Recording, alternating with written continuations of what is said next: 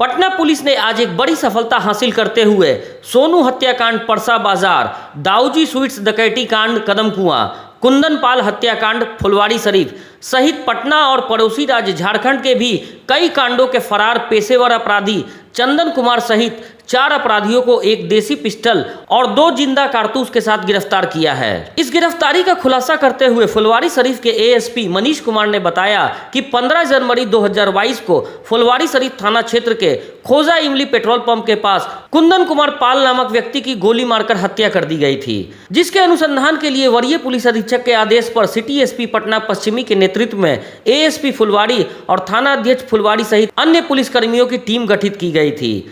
अनुसंधान के क्रम में पुलिस को पता चला कि इस कांड में पेशेवर अपराधी चंदन कुमार का हाथ है। यह गिरोह इन दिनों फुलवारी शरीफ, गर्दनीबाग एवं परसा बाजार थाना क्षेत्र में सक्रिय था। गुप्त सूचना के आधार पर गर्दनीबाग एवं परसा बाजार थाना क्षेत्र से 4 लोगों को गिरफ्तार किया गया। पूछताछ में इन्होंने अपना नाम चंदन कुमार, लोपी कुमार उर्फ साहिल, मंडेला कुमार एवं शुभम कुमार बताया और इन्होंने कुंदन पाल समेत कई अन्य कांडों में अपनी संलिप्तता स्वीकारी। ये सभी अपराधी पहले भी जेल जा चुके हैं और पैसे लेकर हत्या करना इनका काम रहा है। 15 तारीख को यहाँ पे 15 जनवरी को एक हत्या हुई थी। उसमें एक बच्चे की गोली मार के हत्या की गई थी। वो आदमी वार्ड काउंसिल का जो इलेक्शन था उसमें प्रोबेबल कैंडिडेट था। हत्या के बाद बहुत तरह की बातें आई, लेकिन हत्या के बाद हम लोग के पास सीसीटीवी फुटेज मिला और उस फुटेज में 2 क्रिमिनल्स मोटरसाइकिल से जाते हुए दिखे।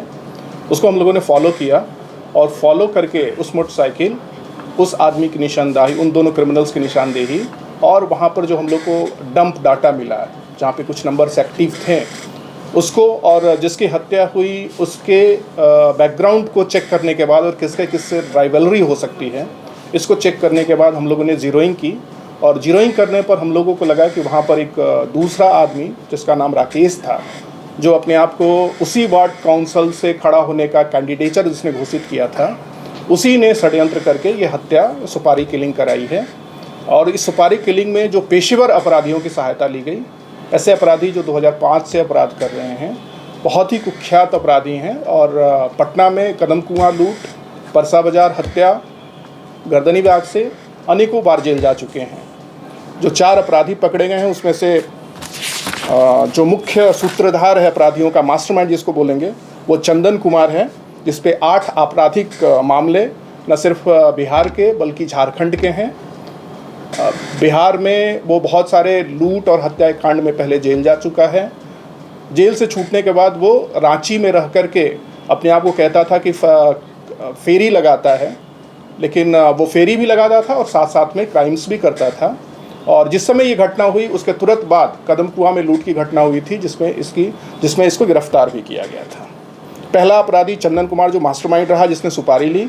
दूसरा लोपी कुमार उर्फ साहिल, इसके विरुद्ध 5 आपराधिक कांड दर्ज हैं, हत्या, लूट और हत्या की योजना बनाते हुए।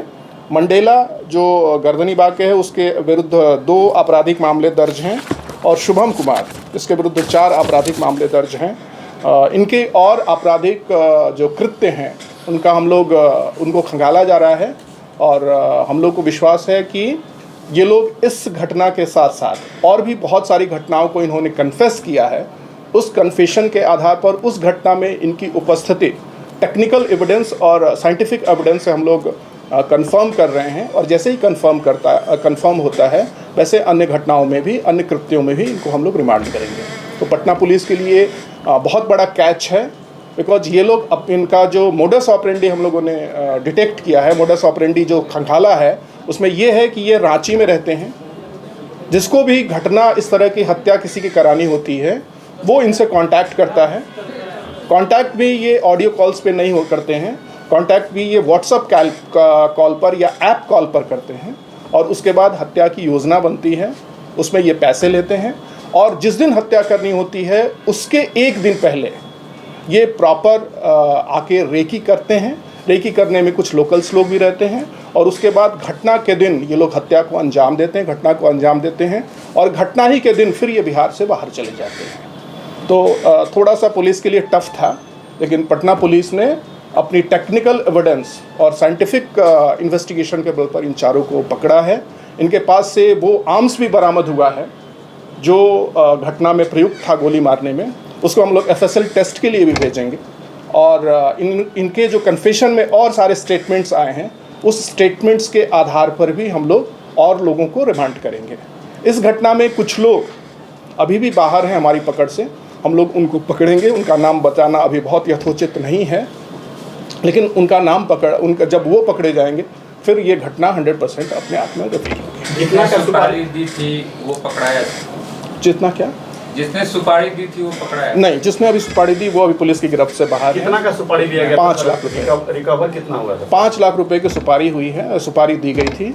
रिकवरी अभी तक हम लोग कैश नहीं कर पाए हैं, बिकॉज घटना को घटित हुए ये जनवरी की घटना है। हम लोग 1.5 महीने नहीं, एडवांस जिस समय बात हुई थी उस दिन बात हुई थी 1.5 लाख रुपए की। उस समय 1.5 लाख रुपए पहले डिलीवर हुआ था और घटना के बाद कुल मिला के 5 लाख रुपए की बात सामने है। 5 लाख रुपए डिलीवर हुआ। चंदन कहाँ का रहने वाला सर? चंदन भी यहीं गर्दनीबाग का रहने वाला है। चंदन गर्दनीबाग का रहने वाला है। लोपी परसा, ये कुर्थौल परसा बाजार का रहने वाला है। मंडेला भी गर्दनीबाग का रहने वाला है। और शुभम भी हमको लगता है परसा बाजार का रहने वाला है। सबसे इम्पोर्टेंट विवाद क्या हुआ था सर? विवाद मैंने बोला ना, वार्ड काउंसिल में किसी और को खड़ा होना था। उसने भी अपना वहाँ पर पोस्टर्स लगवाए थे, प्रचार कर रहा था। जिसकी हत्या हुई ये भी खड़ा होना था। ये कुछ ज़्यादा जनता में जो जैसा बताया कि जनता में इसकी पकड़ थी या ज़्यादा लोकप्रिय था, लेकिन जो सामने वाला था उसके पास धनबल ज़्यादा था। इसलिए अगर ये पॉपुलैरिटी के सामने इसके नहीं टिक पाया तो उसने अपने धनबल का यूज़ करके इसको